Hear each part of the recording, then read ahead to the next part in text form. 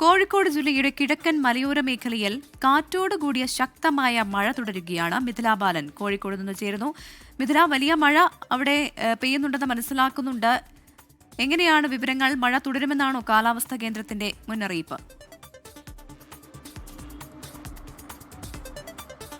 പ്രവിത, കഴിഞ്ഞ 2 ദിവസമായി ഇതാണ് കോഴിക്കോടിന്റെ കിഴക്കൻ മലയോര മേഖലകളിലെ അവസ്ഥ. ഉച്ച കഴിഞ്ഞാൽ നല്ല മഴയാണ്, കാറ്റോടുകൂടിയ ശക്തമായ മഴയാണ്. സമാനമായ സാഹചര്യം തന്നെയാണ് ഇപ്പോഴും ഉള്ളത്. അരമണിക്കൂർ മുമ്പാണ് ഇത്തരത്തിൽ കിഴക്കൻ മലയോര മേഖലകളിൽ മഴ തുടങ്ങിയത്. പ്രത്യേകിച്ച് മുക്കം, കൂടരഞ്ഞി, കൂരാച്ചുണ്ട് അത്തരം മേഖലകളിൽ, ആനക്കാംപൊയിൽ തുടങ്ങിയ മേഖലകളിലാണ് ഇപ്പോൾ മഴ പെയ്തുകൊണ്ടിരിക്കുന്നത്.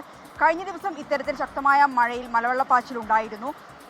സമാനമായ രീതിയിലുള്ള സാഹചര്യത്തിലേക്കാണ് ഇപ്പോൾ കാര്യങ്ങൾ പോകുന്നത്. പ്രത്യേകിച്ച് മഴ ശക്തമാകുമ്പോൾ വനപ്രദേശങ്ങളിൽ ഇതിലും കൂടുതൽ ശക്തമായ മഴ പെയ്യുന്നുണ്ട് നിലവിലെ സാഹചര്യത്തിൽ. അതുകൊണ്ട് തന്നെ പുഴയിലെ ജലനിരപ്പ്, ഇരുവഴിഞ്ഞിപ്പുഴ ഉൾപ്പെടെയുള്ള പുഴകളിലെ ജലനിരപ്പ് ഉയരാനുള്ള ഒരു സാധ്യതയുണ്ട്. ജനങ്ങൾക്ക് ജാഗ്രതാ നിർദ്ദേശം നൽകിയിട്ടുണ്ട്.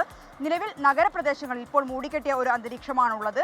അതേസമയം തന്നെ മലയോര മേഖലകളിലേക്ക് നോക്കുകയാണെങ്കിൽ ശക്തമായ മഴ തുടരുന്നുണ്ട്. പ്രവിത, കോഴിക്കോട് ജില്ലയിൽ ശക്തമായ മഴ എന്നുള്ളതാണ് മിഥില ബാലൻ നൽകുന്ന വിവരം. ജില്ലയുടെ കിഴക്കൻ മലയോര മേഖലയിൽ 2 ദിവസമായി മഴ കനക്കുകയാണ് എന്നാണ് മിഥില ബാലൻ റിപ്പോർട്ട് ചെയ്യുന്നത്.